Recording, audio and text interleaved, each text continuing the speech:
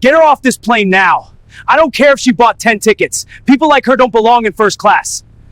The words sliced through the cabin of SkyBridge Airways Flight 314 like a blade through silk, sharp, deliberate, and loud enough for every passenger in first class to hear. The voice belonged to Carlos Martinez, senior flight attendant, his uniform crisp, his badge gleaming, his prejudice on full display. It was Thursday, 3:47 p.m. at Chicago O'Hare Airport. The Boeing 787 sat at gate B12, engines humming, passengers settling in for the 8-hour flight to London. But in seat 2A, a storm was brewing that would cost SkyBridge Airways more than $5 billion and change the airline industry forever. The woman Carlos was targeting sat perfectly still. Naomi Richardson, 38 years old, African-American, wearing a simple black sweater and dark jeans. No designer labels visible, no flashy jewelry, just quiet confidence and calm eyes that had seen this scenario too many times before. Her boarding pass clearly showed seat 2A first class. Her ticket was legitimate. But to Carlos, none of that mattered. "Excuse me." Naomi's voice was steady, controlled, with just enough edge to let you know she wasn't someone to be dismissed lightly. She looked up from her tablet, where she'd been reviewing documents that could save or destroy the very airline trying to humiliate her. Carlos crossed his arms, blocking the aisle. Behind him, other passengers were boarding, but he made no move to let them pass. This was his show now. "Your ticket must be fake," he said loud enough for the entire cabin to hear. "We've seen this scam before." In seat 2, B. Rebecca Thompson, a 29-year-old social media influencer with 800,000 followers, looked up from her phone. Something was wrong. Very wrong.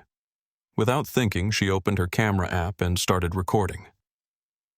"I paid for this seat," Naomi said, her voice never rising above conversational level. "My ticket says 2A. My credit card was charged $4,800. I've been flying this route monthly for 3 years. Carlos leaned in closer, his voice dripping with false authority. "Ma'am, I don't care what story you've rehearsed. First class is for legitimate passengers only. I'm going to need you to gather your belongings and move to your assigned seat in the back of the aircraft." The cabin fell silent. Other passengers turned in their seats. Marcus Rodriguez, a 42-year-old businessman in seat 4A, set down his newspaper. Sarah Williams, a 31-year-old tech executive in 3B, paused her phone call mid-sentence. Elena Vasquez, a junior flight attendant with kind eyes and 3 years of watching situations like this unfold, stood frozen by the galley. Rebecca's live stream was already active. "Guys," she whispered to her phone, "something crazy is happening on my flight. This flight attendant is harassing a woman who clearly belongs in first class." Naomi reached into her purse and pulled out her phone. She placed it on the armrest screen, facing up, recording. "I suggest you be very careful with your next words," she said quietly. Carlos laughed. Actually laughed. "Is that supposed to scare me, lady? I've been doing this job for 8 years. I know troublemakers when I see them." He gestured toward the economy section. "Your people belong back there." The words hung in the air like toxic smoke. Your people. Rebecca's eyes widened. Her viewer count was climbing. 50 viewers, 100, 200. The comments were starting to flood in. Marcus Rodriguez unbuckled his seatbelt and stood up. "Hey, hold on a minute," he called out. "She hasn't done anything wrong." Carlos turned toward him, irritation flashing across his face. "Sir, please remain in your seat. This doesn't concern you. It concerns everyone on this plane," Marcus shot back. "You can't just kick someone out of a seat they paid for because you don't like how they look." Sarah Williams had her phone out now too, recording from a different angle. "This is insane," she muttered, but loud enough to be heard. Elena finally found her voice. "Carlos, maybe we should just check her ticket again," Elena Carlos snapped. Stay out of this. I'm the senior attendant on this flight and I make the decisions about seating. Naomi stood up slowly, gracefully. At 5 feet 7 inches, she commanded attention without demanding it. Carlos, she said, reading his name tag. I'm going to give you one opportunity to walk away from this moment and pretend it never happened. Carlos stepped closer, invading her personal space. Are you threatening me? I'm offering you wisdom, Naomi replied. Which you're apparently not equipped to receive. Rebecca's live stream now had 500 viewers. The comments were exploding. This is straight-up racism. Someone needs to help her. Get this flight attendant's name. Record everything. Carlos reached for Naomi's boarding pass, which she held loosely in her left hand. I'm confiscating this ticket until we can verify its authenticity. Naomi pulled her hand back. You're not touching my property. Ma'am, as a senior flight crew member, I have the authority to...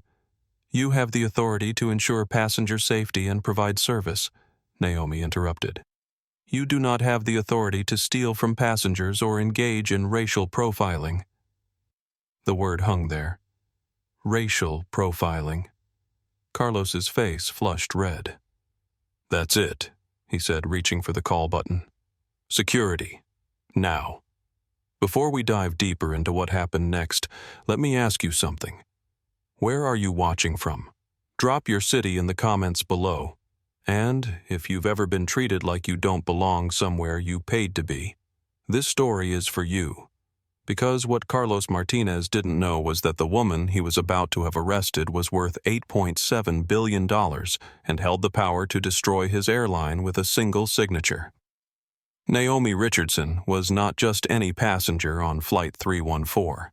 She was the founder and CEO of Meridian Ventures, one of the most powerful investment firms in the world. Her company specialized in aerospace technology, sustainable energy, and infrastructure development. Forbes ranked her as the 47th most powerful woman in business, and Bloomberg had valued her personal net worth at $8.7 billion. But none of that was visible as she sat in seat 2A, dressed like any other traveler. Naomi's story began 38 years earlier in Detroit, where her mother, a single nurse named Patricia Richardson, worked double shifts to keep their small apartment. Patricia had one rule: education was the only way out. Naomi absorbed that lesson completely. Straight A's through high school led to a full scholarship to MIT, where she earned degrees in both aerospace engineering and business. Her first job was at a small consulting firm in Boston, where she made $38,000 a year and saved every penny she could. When she was 27, she borrowed $5,000 from her mother's retirement fund and started Meridian Ventures from a 200-square-foot office above a Chinese restaurant in Cambridge. 15 years later, Meridian Ventures managed over $47 billion in assets. They had investments in everything from electric aircraft to space exploration, from renewable energy to sustainable transportation. Naomi had built her empire by spotting trends before anyone else and by never ever forgetting what it felt like to be underestimated. Which brought her to Flight 314 and the most important business trip of her career. In her tablet case, secured by biometric locks and encrypted 7 ways from Sunday, was a digital contract that would either save or destroy SkyBridge Airways. The airline was in trouble. Deep trouble. Their stock had dropped 40% in the past year. Customer satisfaction was in the bottom 15% of the industry, and they were hemorrhaging money faster than fuel from a punctured tank. SkyBridge's CEO, Gregory Phillips, had been courting Naomi for 8 months. The deal was simple. Meridian Ventures would invest $5.2 billion to modernize SkyBridge's entire fleet with cutting-edge green technology. New engines, new fuel systems, new everything. In exchange, Meridian would own a significant stake in the airline and have input on major operational decisions. The contract required Naomi's biometric signature, which could only be provided in person using her secured tablet. She had planned to sign it during the flight to London, a poetic gesture that would seal the deal over the Atlantic Ocean. From there, she would present the partnership to European aerospace regulators the next morning. But Carlos Martinez had just put all of that in jeopardy. SkyBridge Airways was Gregory Phillips's life's work, inherited from his father, and built over 3 decades of service. At 54, Gregory was old-school airline royalty, the kind of man who believed in handshake deals and personal relationships. He wore custom suits, flew his own small jet on weekends, and lived in a penthouse overlooking Central Park. What Gregory didn't know was that Naomi already owned significant stakes in 3 other airlines through carefully structured shell companies. She controlled 23% of voting shares across the industry, making her one of the most powerful figures in aviation. She studied companies before she invested in them, often going undercover to experience their service firsthand. This wasn't her first time flying SkyBridge Airways incognito. She'd taken this exact route 6 times in the past year, always in different disguises, always testing how they treated various types of passengers. The results had been mixed at best, concerning at worst.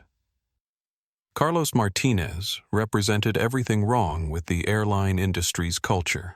At 32, he'd been with SkyBridge for 8 years, working his way up from baggage handler to senior flight attendant. His personnel file, which Naomi would soon have access to, contained 47 customer complaints that had been quietly buried by management. Complaints about rudeness, discrimination, and abuse of authority. But Carlos had friends in management, particularly James Mitchell, the flight captain who protected him from consequences. Together, they represented the old guard of aviation men who believed certain passengers deserved better treatment than others. Flight 314 was Carlos's regular route. He knew the passengers knew their preferences, knew how to charm the wealthy white businessmen who tipped well and complained to management when they liked their service. He also knew how to make life difficult for passengers who didn't fit his narrow definition of first-class material. Elena Vasquez watched all of this with growing discomfort. At 26, she was new enough to still believe the airline industry could be better young enough to be horrified by what she was witnessing. She'd filed 3 complaints about Carlos's behavior in the past year, all of which had been dismissed by management as personality conflicts. Rebecca Thompson, meanwhile, was documenting everything. As a social media influencer, she understood the power of viral content. She'd built her following by exposing injustice, highlighting social issues, and giving voice to stories that might otherwise go untold. Her instincts were screaming that this was about to become much bigger than a simple airline dispute. Marcus Rodriguez and Sarah Williams represented the best of humanity in that moment. Both successful professionals, both accustomed to first-class service, both willing to speak up when they saw something wrong. They didn't know Naomi didn't know her background, didn't care about anything except basic human decency. Captain James Mitchell was in the cockpit reviewing pre-flight checks, completely unaware that his protection of Carlos Martinez was about to cost his airline everything. At 51, Mitchell had 26 years of flying experience and a spotless safety record. But his blind spot for Carlos's behavior was about to end his career.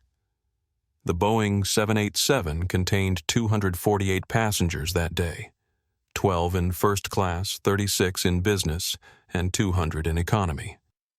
All of them were about to witness something that would be talked about for years to come. As security was being called, Naomi sat back down in seat 2A and did something that would change everything. She opened her phone and sent a simple text message to her assistant, Michael Torres, execute Protocol 7. Full documentation required. Timer starts now. Michael Torres was more than an assistant. He was Naomi's strategic operations manager, a former military intelligence officer who understood exactly what Protocol 7 meant. Within 60 seconds of receiving that text, a war room would be activated in Meridian Ventures headquarters. Legal teams would be mobilized. Media specialists would be briefed. Financial analysts would begin preparing for immediate contract cancellation. The timer had started. SkyBridge Airways had no idea they were about to lose $5 billion because a flight attendant couldn't see past the color of a passenger's skin. Rebecca's live stream viewer count hit 1,000. Comments were flooding in from around the world. "This is disgusting. Someone help her. Get this flight attendant fired. What airline is this? I'm never flying." SkyBridge again. Elena Vasquez made a decision that would change her life. She quietly pulled out her phone and began recording from her position near the galley. If this was going to go viral, she wanted her own documentation of what really happened. Marcus Rodriguez sat back down but kept his phone recording. Sarah Williams did the same. Naomi Richardson remained perfectly calm. Her hands folded in her lap, her expression serene. She'd been in worse situations. She'd faced down hostile corporate boards, negotiated with foreign governments, and built a billion-dollar empire from nothing. Carlos Martinez was about to learn what happened when you underestimated Naomi Richardson. The sound of approaching footsteps echoed through the jet bridge. Airport security was coming. The first thing that struck Naomi about the approaching security officers was how eager they seemed. Not cautious, not professional, but eager, like they were responding to a real threat rather than a seating dispute. The lead officer, David Rodriguez, was young, maybe 29, with the kind of swagger that suggested he'd rather be chasing actual criminals than dealing with airline drama. Behind him walked Tommy Walsh, 33, white, thick-set, wearing the expression of someone who'd already decided who the problem was before hearing a single fact. Carlos Martinez straightened his uniform and put on his most professional voice. "Officers, thank you for responding so quickly. We have a passenger who is refusing to follow crew instructions and threatening other passengers." Rebecca's live stream now had 2,500 viewers. The comments were moving so fast she could barely read them. "This is insane. She hasn't done anything. Record everything. What's the flight number?" "SkyBridge Airways is about to get destroyed, ma'am," Officer Rodriguez said, approaching Naomi's seat. "We need you to step out into the aisle so we can discuss this situation." Naomi looked up calmly. "Officer, I'd be happy to discuss this. I've been sitting quietly in my assigned seat, which I paid for when this flight attendant began harassing me without cause." "She's lying," Carlos interjected immediately. "She was loud, disruptive, and when I asked to verify her ticket, she became aggressive and threatening."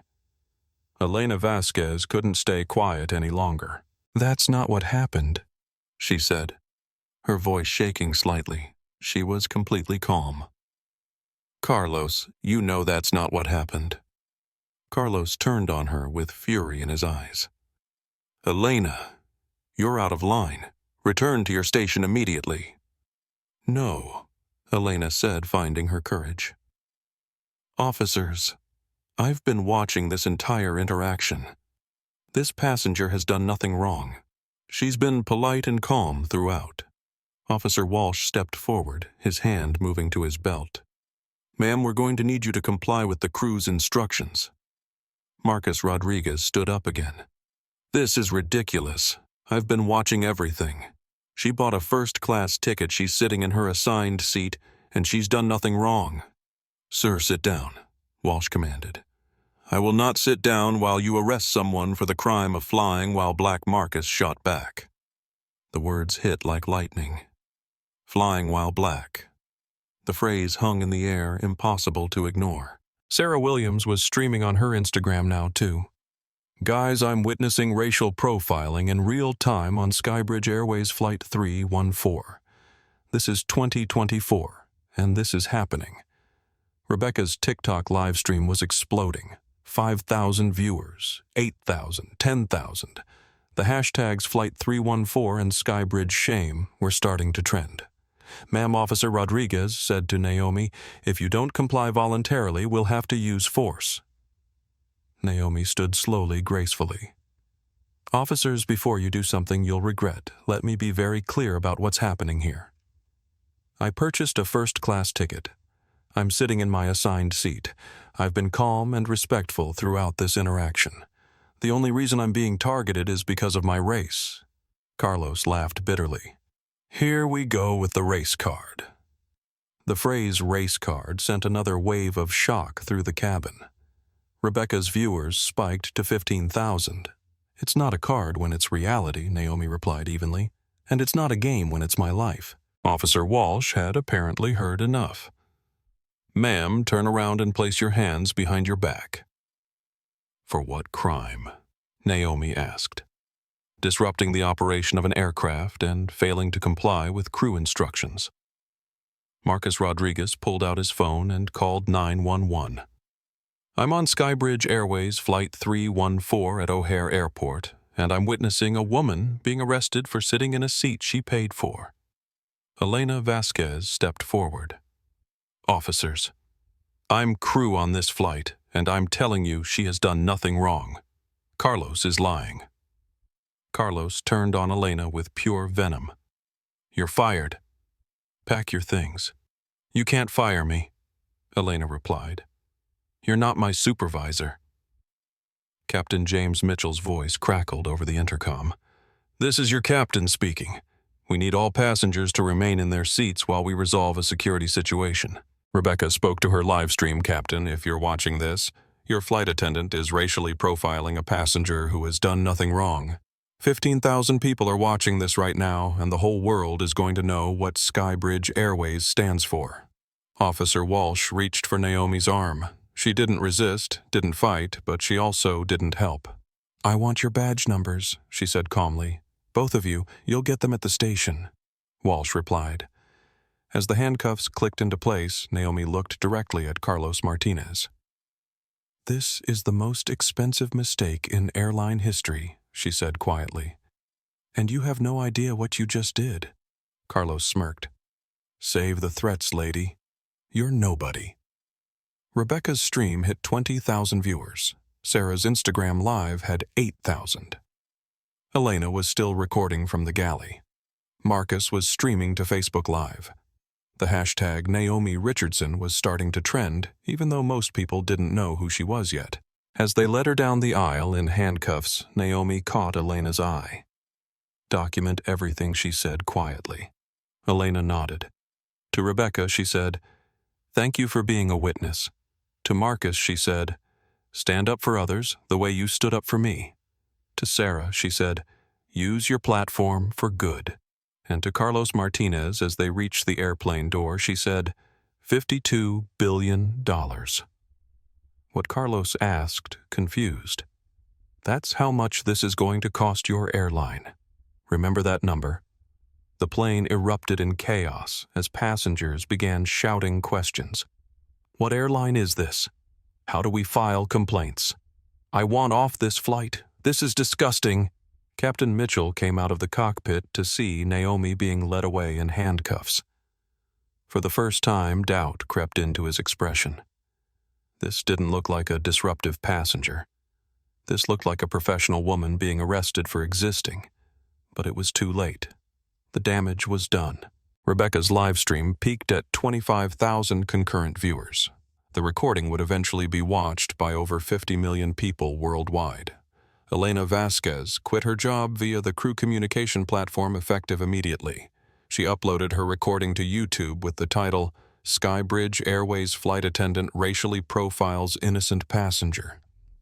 Marcus Rodriguez's Facebook Live video was shared 100,000 times in the first hour. Sarah Williams's Instagram story was screenshot and shared across Twitter, TikTok, and Reddit. The phrase "flying while black" became a trending topic worldwide.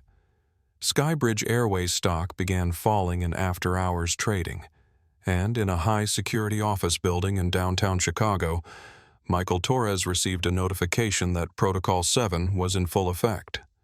Legal teams were mobilized. Financial analysts were preparing contract cancellation documents. Media specialists were drafting press releases. The war room was active.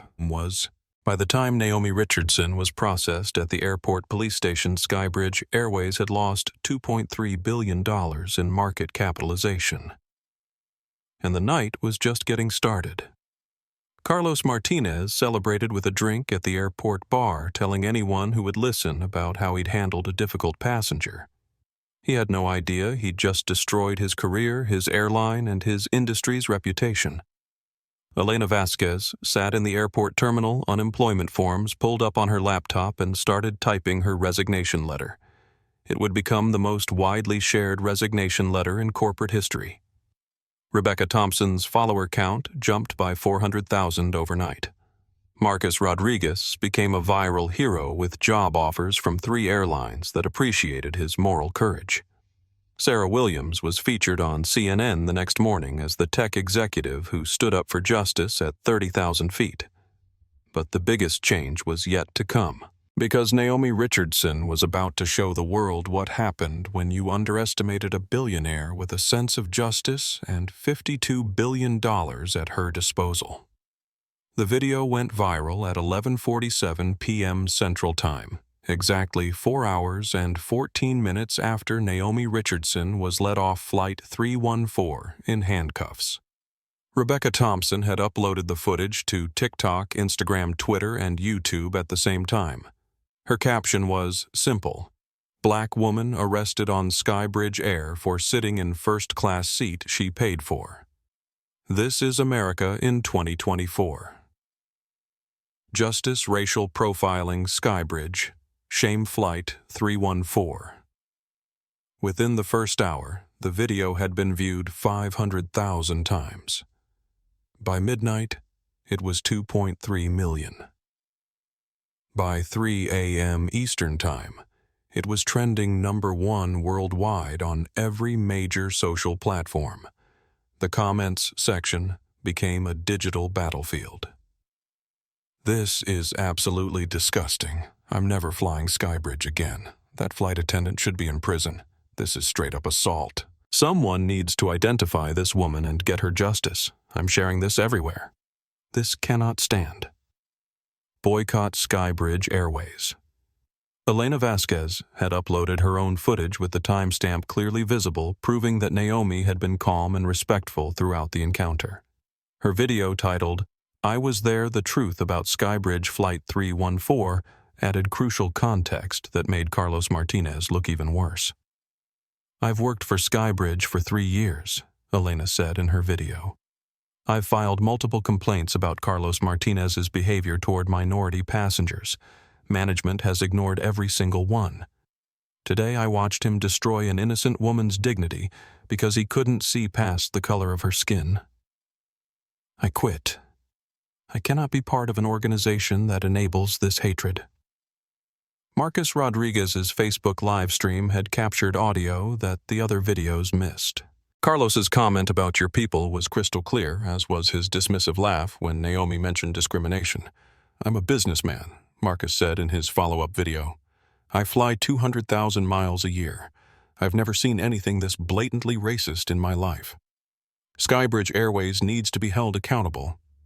Sarah Williams had leveraged her 50,000 Twitter followers to amplify the story.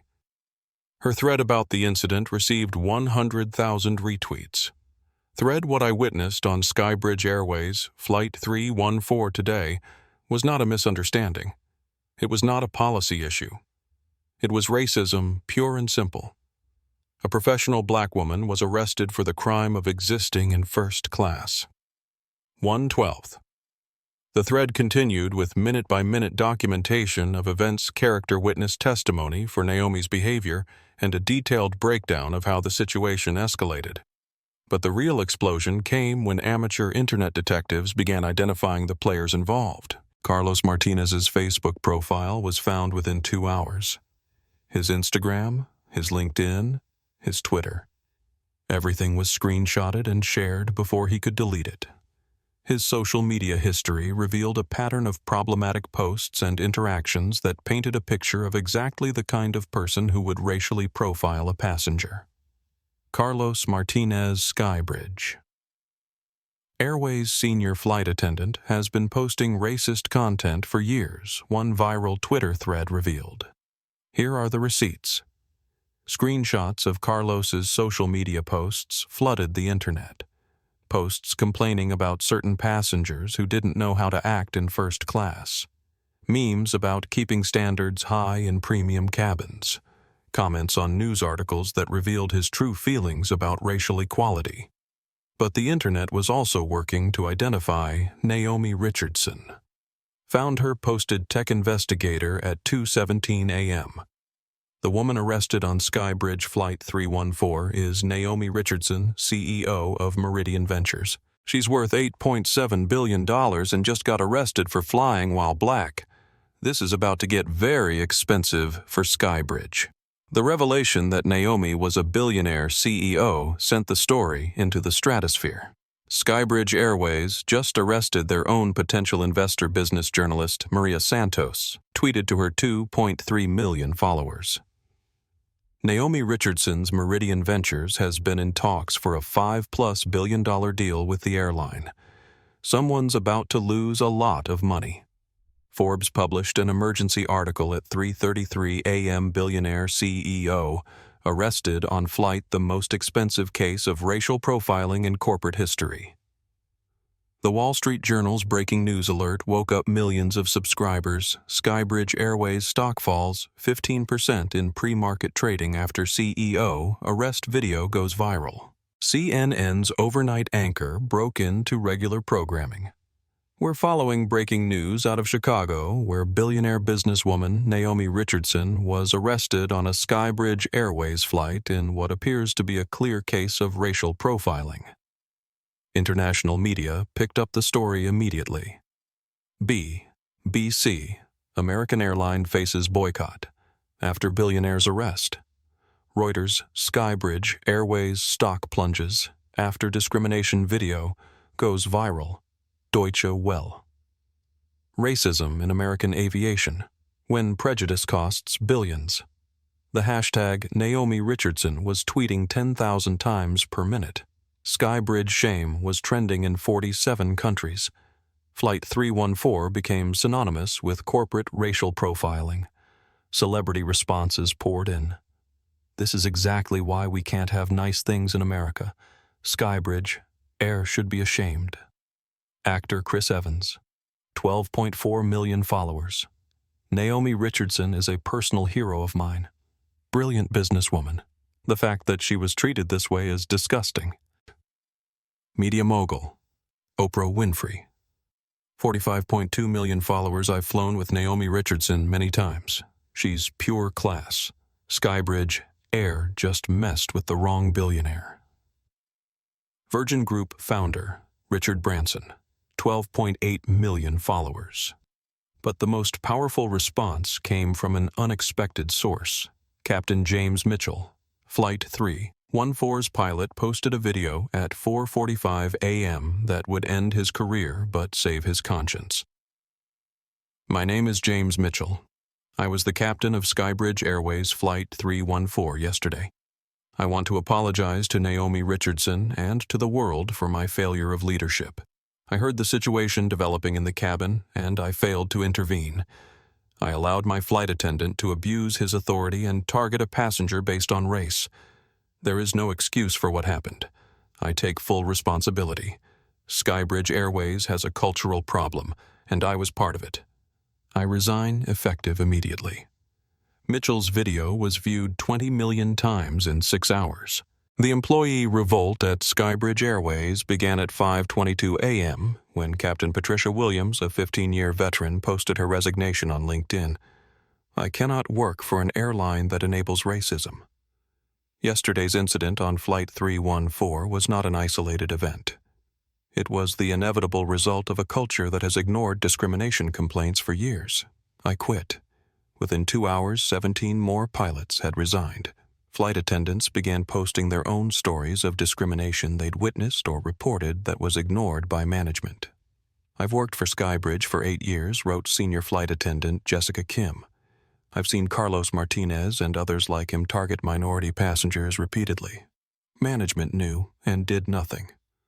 I'm done being complicit. The SkyBridge Airways employee Facebook group, typically used for shift trades and company updates, became a confession booth. I saw Carlos Martinez make a black family switch seats because he said they were too loud when they were whispering. A flight attendant told a Latino passenger he probably couldn't afford the premium wine selection. Management buried my complaint about discrimination because they said it would hurt the company's image. I was told not to make trouble when I reported racist comments from crew members. The stories kept coming, hundreds of them. A decade of suppressed complaints, buried reports, and ignored discrimination suddenly poured out like water from a broken dam. SkyBridge Airways' corporate communications team was in full crisis mode by 5 a.m. Their initial statement, released at 6:15 a.m., only made things worse. SkyBridge Airways is investigating the incident aboard Flight 314. We are committed to providing excellent service to all passengers regardless of background. The employee involved has been suspended pending investigation. The response was immediate and brutal. Suspended. He should be fired. 45,000 retweets. Regardless of background. Say race. Say racism. 38,000 retweets. Too little too late. SkyBridge. The damage is done. 52,000 retweets. Legal experts began weighing in. Civil rights attorneys offered to represent Naomi for free. Federal discrimination investigators announced they were opening a formal inquiry. But the most devastating blow came at 7:33 a.m., when Meridian Ventures issued its own statement. Meridian Ventures has terminated all current and future business relationships with SkyBridge Airways, effective immediately. The $5.2 billion infrastructure investment previously under consideration has been permanently withdrawn. CEO Naomi Richardson will address this matter at a press conference this afternoon. Wall Street opened in chaos. SkyBridge Airways stock fell 47% in the first hour of trading. The company lost $6.8 billion in market capitalization before noon. Travel booking sites reported a 78% cancellation rate for SkyBridge Airways flights. Boycott SkyBridge was trending in 89 countries. But the real damage was yet to come. Because at 2:47 p.m. Central Time, Naomi Richardson was going to step in front of cameras at Meridian Ventures headquarters and show the world what happened when racism met real power. Carlos Martinez, meanwhile, had been fired at 8:15 a.m. via email while he was still asleep. He would wake up to find himself the most hated man in America and permanently unemployable in the aviation industry. The revolution had begun. Detective Maria Santos had been with the Chicago Police Department for 18 years, and she'd never seen anything like what walked through her station doors at 11:47 p.m. on Thursday night. The woman being processed was calm, dignified, and completely different from the disruptive passenger described in the arrest report. She sat straight, answered questions politely, and maintained eye contact. More importantly, Detective Santos recognized her. "Ma'am," Detective Santos said quietly, approaching the holding area. "Aren't you Naomi Richardson from Meridian Ventures?" Naomi looked up with the slightest smile. "I am, Detective." The blood drained from Detective Santos's face. She'd just processed the arrest of one of the most powerful businesswomen in America for sitting in an airplane seat. "Ma'am, this is going to be a problem." "For whom?" Naomi asked. "For everyone who put you here." Within 15 minutes, all charges were dropped. Within 30 minutes, Naomi was released with a formal apology from the Chicago Police Department. Within an hour, 3 separate investigations had been launched into how such an obviously improper arrest had occurred.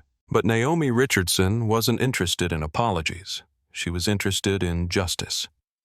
Her first call was to Michael Torres, her strategic operations manager. "Michael, it's done. Execute everything." "Already in motion," Michael replied. "Legal team is assembled. Financial analysts have the contract cancellation ready. Media strategy is prepared. The war room has been active since your text." Michael Torres was a former Marine intelligence officer who'd joined Meridian Ventures 5 years earlier. He understood warfare, both military and corporate. Protocol 7 was his creation, a comprehensive response plan for situations where the company or its leadership faced discrimination or attack. The plan had 7 phases. Phase 1, immediate legal protection. Phase 2, financial contract cancellation. Phase 3, media offensive. Phase 4, regulatory complaints. Phase 5, corporate restructuring.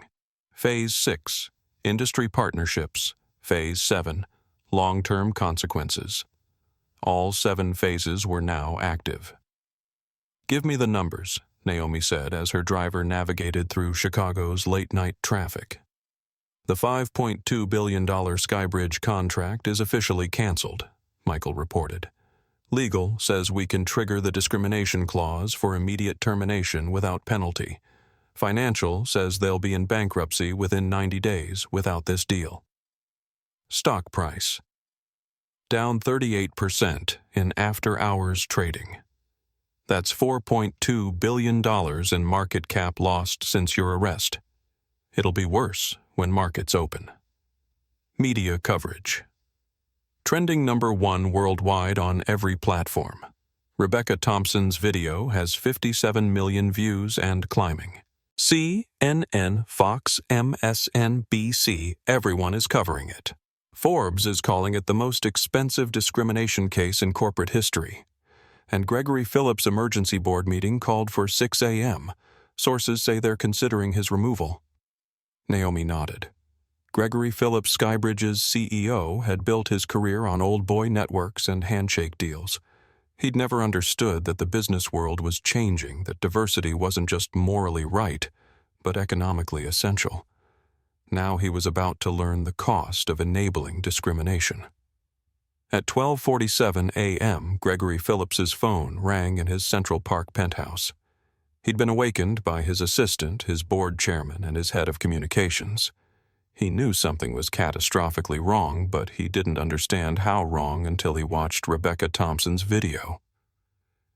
"Jesus Christ," he whispered, sitting on the edge of his bed in silk pajamas, watching his airline's reputation destroyed in real time. His phone rang again. Board Chairman William Morrison. 67. Old money, older values. "Gregory, please tell me this isn't what it looks like." "Will, I don't know what happened. I'm getting conflicting reports. The reports don't matter. The video matters. And the video shows our employee arresting a woman for being black in first class." "That's not Gregory. Do you know who Naomi Richardson is?" "Should I?" "She's worth $8.7 billion. She runs Meridian Ventures, and she was supposed to sign a $5 billion deal with us tomorrow." Silence. "Gregory, are you there?" "Oh my God, it gets worse. She owns significant stakes in 3 of our competitors. She's been courted by every major airline in the world, and we just arrested her." "Can we fix this, Gregory? She's not returning my calls." Meridian Ventures issued a statement canceling the contract. The stock is in free fall. The FAA is opening an investigation. The Justice Department is asking questions. "No, I don't think we can fix this." By 3 a.m., Gregory Phillips had received resignation demands from half his board cancellation notices from 3 major corporate clients and a lawsuit threat from his own shareholders for gross negligence. At Meridian Ventures headquarters, the war room was operating at full capacity.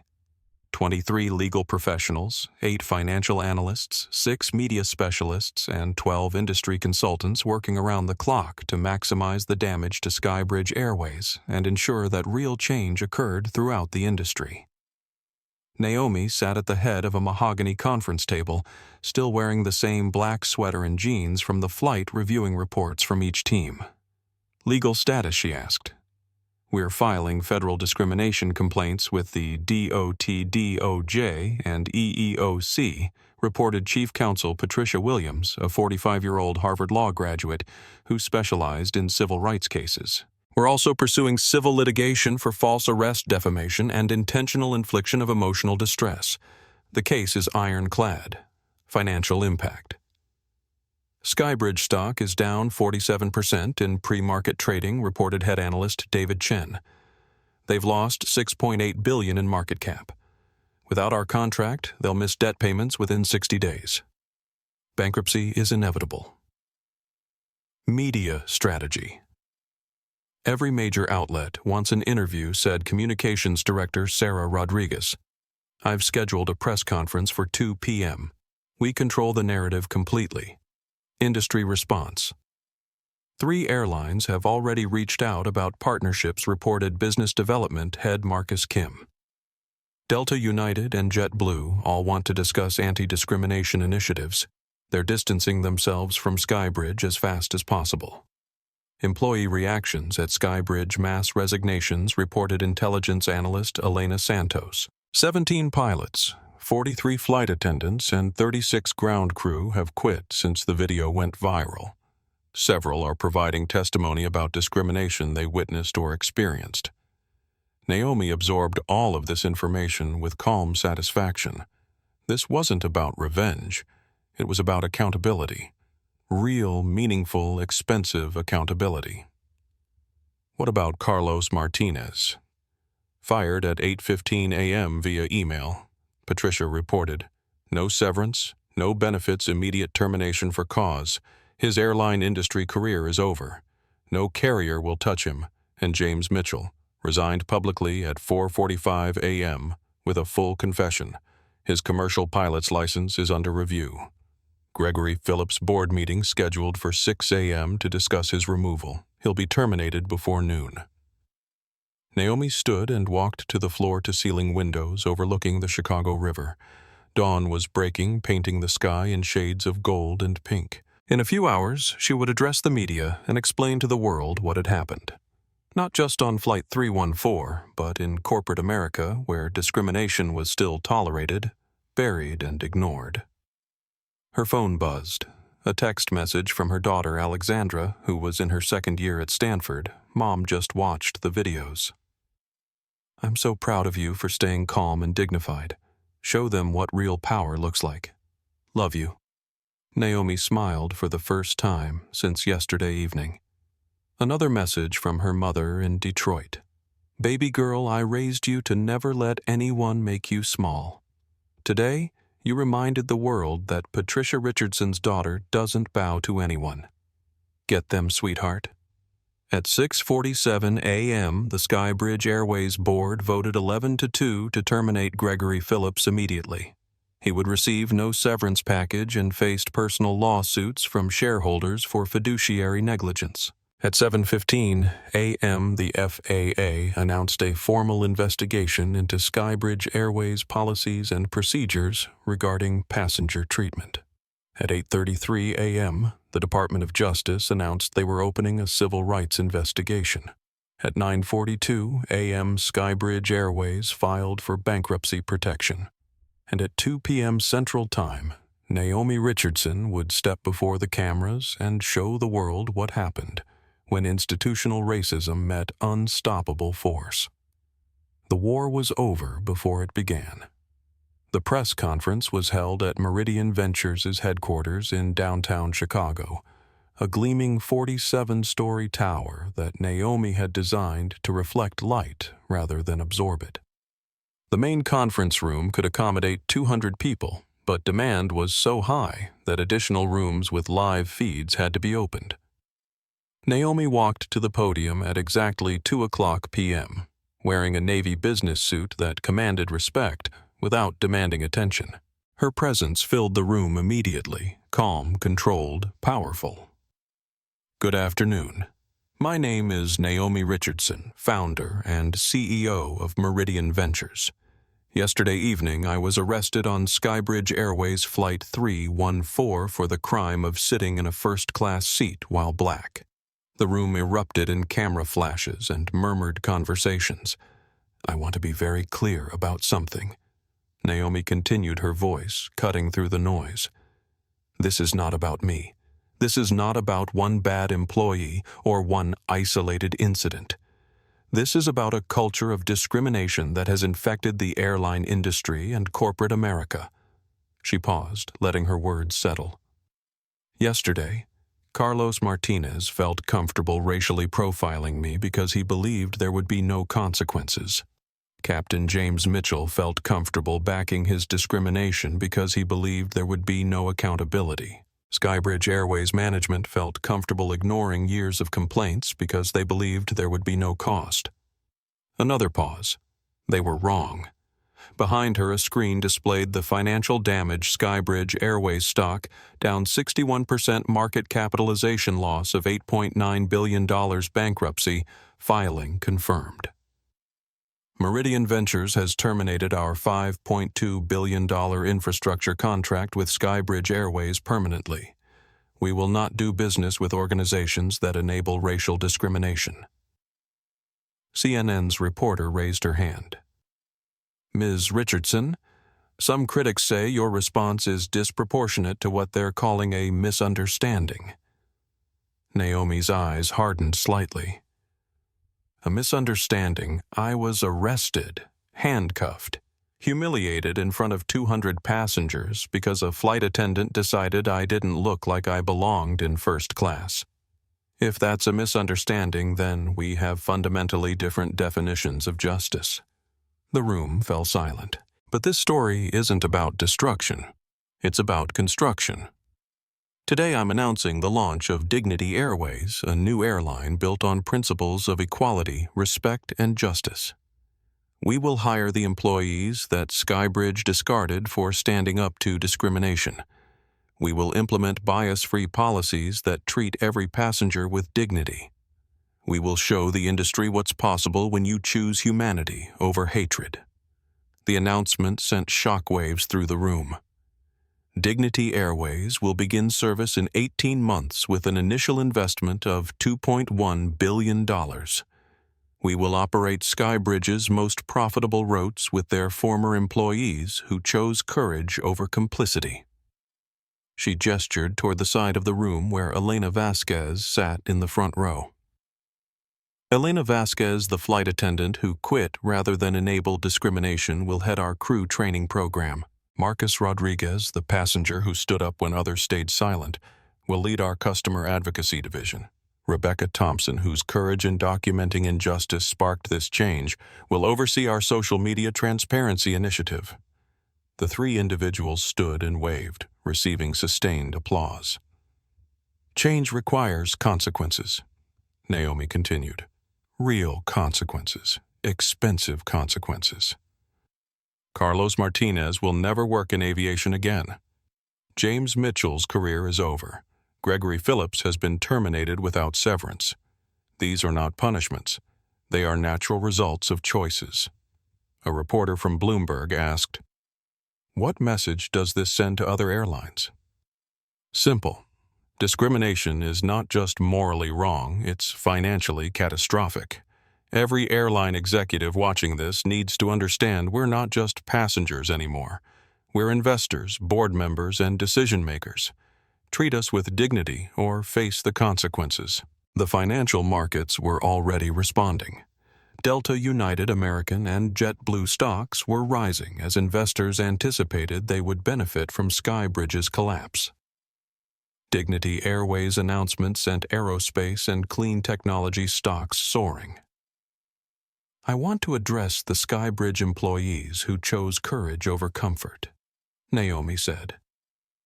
Those who filed complaints that were ignored, who reported discrimination that was buried, who spoke truth to power despite the personal cost. Dignity Airways is hiring. Your integrity has a home with us. The press conference lasted 90 minutes. By the end, Dignity Airways was trending worldwide. Meridian Ventures stock had risen 23%, and 3 other airlines had announced new anti-discrimination training programs. But the most powerful moment came during the final question. Ms. Richardson, what would you say to people who face discrimination but don't have your resources to fight back? Naomi leaned into the microphone. Your dignity is not determined by your bank account. Your worth is not measured by your net worth.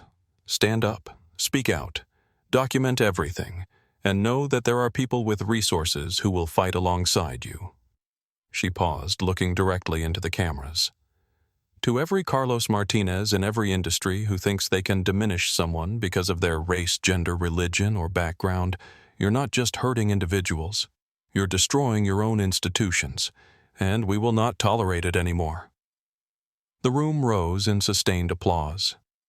Within 6 hours of the press conference, Carlos Martinez had been evicted from his apartment for inability to pay rent. His social media accounts were deleted, his airline industry contacts had blocked him, and he was unemployable in any customer service position. James Mitchell's commercial pilot license was suspended pending investigation. 26 years of flying experience meant nothing when weighed against one moment of moral failure. Gregory Phillips faced personal bankruptcy as shareholders sued him for gross negligence. His penthouse was on the market by evening, but the real change was structural. The Federal Aviation Administration announced mandatory bias training for all airline employees. The Department of Transportation established a new discrimination reporting platform. The Justice Department created a civil rights task force specifically for transportation industries. Elena Vasquez signed a 2-year contract with Dignity Airways at triple her previous salary with equity shares and full benefits. Her training program would become the industry standard.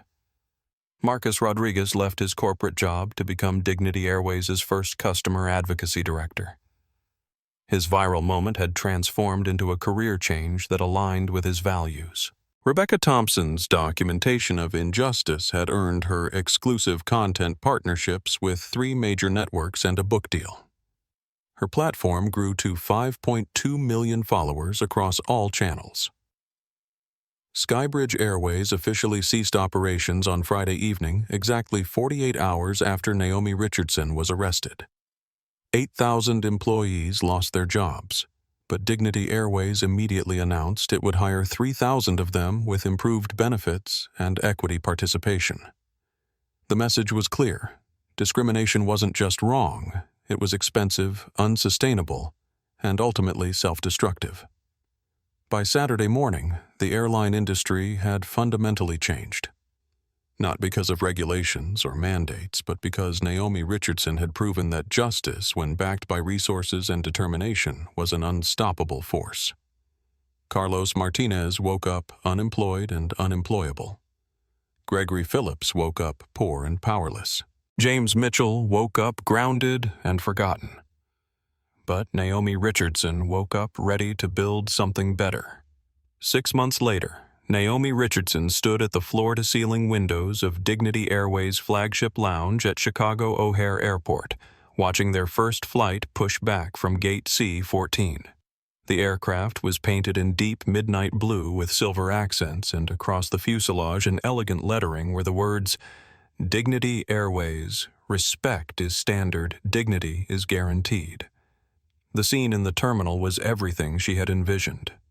Passengers of every background, age, and economic status being treated with identical courtesy by crew members who understood that service meant seeing the humanity in every person who boarded their aircraft. The London flight is 97% full, Michael Torres reported, approaching with a tablet displaying real-time metrics. Customer satisfaction ratings are holding at 96% across all routes. "We're not just succeeding, we're setting new industry standards."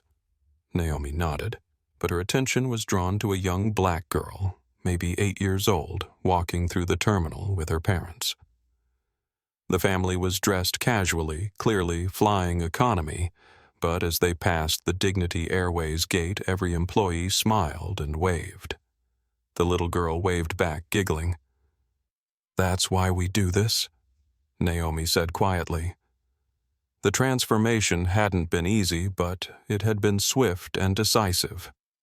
Dignity Airways launched ahead of schedule with 47 aircraft, most of them former SkyBridge planes acquired during the bankruptcy proceedings. The irony wasn't lost on anyone. The same aircraft that had been used to humiliate passengers were now instruments of equality. Elena Vasquez had revolutionized airline training with her Human First program. Every new hire spent a full week learning not just safety procedures and service standards, but the historical context of discrimination in transportation and their role in ensuring it never happened again. "We don't just serve passengers," Elena told each training class. "We protect their dignity." That's not extra work, that's the work. Marcus Rodriguez's customer advocacy division had processed over 12,000 complaints in 6 months, but not about Dignity Airways. Other airlines were referring discrimination cases to Marcus's team, acknowledging that his approach, immediate investigation, transparent resolution, and preventive policy changes was more effective than traditional corporate responses. "We don't defend bad behavior," Marcus explained to a Senate committee studying transportation discrimination. "We eliminate the conditions that create it." Rebecca Thompson's social media transparency initiative had fundamentally changed how airlines communicated with passengers. Real-time feedback, immediate response to concerns, and absolute honesty about problems had generated unprecedented customer loyalty. "People don't expect perfection," Rebecca told airline executives at a conference in Miami. "They expect authenticity. When you mess up, admit it, fix it, and do better." The broader industry had been forced to adapt or die. Delta Airlines implemented Richardson protocols named after Naomi that required supervisory review before any passenger could be removed from an aircraft. United established a bias incident reporting platform that bypassed management and went directly to an independent review board. American Airlines hired Dr. Jennifer Washington, a civil rights attorney and former NAACP official, as their first Chief Diversity and Inclusion Officer, with direct reporting to the CEO and Board of Directors. JetBlue partnered with Dignity Airways on crew exchange programs, allowing employees to learn best practices from each other. The Federal Aviation Administration had implemented the most comprehensive anti-discrimination regulations in transportation history. The Dignity standards, as they became known, required annual bias training, incident reporting platforms, and consequences for discriminatory behavior. More importantly, the culture had shifted.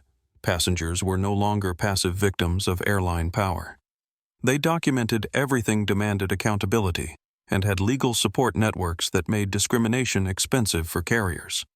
The old model was about power over passengers, Naomi explained to Harvard Business School students during a guest lecture. The new model is about partnership with passengers. When you respect people, they become your advocates instead of your adversaries. But the most meaningful change was personal. Carlos Martinez had left Chicago entirely, working overnight shifts at a warehouse in rural Ohio. He'd been forced to declare bankruptcy, lost his apartment, and lived with relatives who were ashamed of his viral infamy.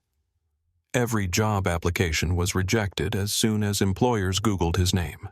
James Mitchell had left aviation, completely working as a driving instructor in suburban Phoenix. His pilot's license was permanently revoked after the FAA investigation revealed he'd covered up multiple discrimination complaints throughout his career. Gregory Phillips had lost everything: his fortune, his reputation, his social standing. He lived in a one-bedroom apartment in Queens, working customer service for a health insurance company. The man who had once controlled a major airline was now taking complaints from people he would have once dismissed. Elena Vasquez, meanwhile, had become one of the most sought-after experts in aviation customer service. Harvard Business School offered her a teaching position. The International Air Transport Association awarded her their highest honor for transforming industry standards. Marcus Rodriguez had been featured on 60 Minutes, given a TED Talk that was viewed 18 million times, and written a book about courage in corporate environments. 3 universities offered him honorary degrees. Rebecca Thompson had become a powerful voice for social justice, with a media company, a documentary series, and a foundation that provided legal support for discrimination victims. She'd turned her moment of moral courage into a lifetime of advocacy. But Naomi's proudest achievement wasn't financial success or industry recognition. It was a text message she received on a Tuesday morning from a college student named Tyler Ms. Richardson. "I'm a 20-year-old black man flying alone for the first time. I was scared about how I'd be treated, but I flew Dignity Airways, and the crew made me feel like family. Thank you for building something better." Naomi showed the message to Michael Torres, who smiled and said, "That's worth more than all the billions we've made." "Much more," Naomi agreed. That evening, Naomi Richardson sat in Seat 2A of Dignity Airways Flight 815, bound for London. The same route, the same seat number where her humiliation had begun. But now she was flying on her own airline, surrounded by employees who understood that service meant honoring the humanity in every passenger. The young flight attendant, David Park, approached with genuine warmth. "Ms. Richardson, thank you for flying with us today. Is there anything I can get you before takeoff?" "Just dignity," Naomi replied with a smile. "That's always included," David responded. "No extra charge." As the aircraft lifted off into the Chicago sunset, Naomi reflected on how a moment of hatred had become a catalyst for hope. Carlos Martinez's prejudice had cost him everything and given her the motivation to build something unprecedented. She opened her tablet and began writing her next book, Dignity in Flight: How Respect Became the Most Powerful Force in Business. The dedication read, "To everyone who has ever been told they don't belong, this is proof that you do. Justice isn't about revenge. It's about building a world where what happened to you can never happen to anyone else." Naomi Richardson proved that when dignity meets determination, even the sky isn't the limit. If this story moved you, I want to ask you to do 3 things. First, hit that like button right now. It helps this message reach more people who need to hear it. Second, subscribe to the channel and ring that notification bell so you never miss stories like this. And third, share this video with someone who needs to be reminded that their dignity is non-negotiable and their voice matters. Have you ever stood up for what's right when it would have been easier to stay silent? Drop your story in the comments below. Let's build a community where courage is celebrated and justice prevails. Thanks for watching. And remember, respect is standard, dignity is guaranteed, and your story has the power to change the world.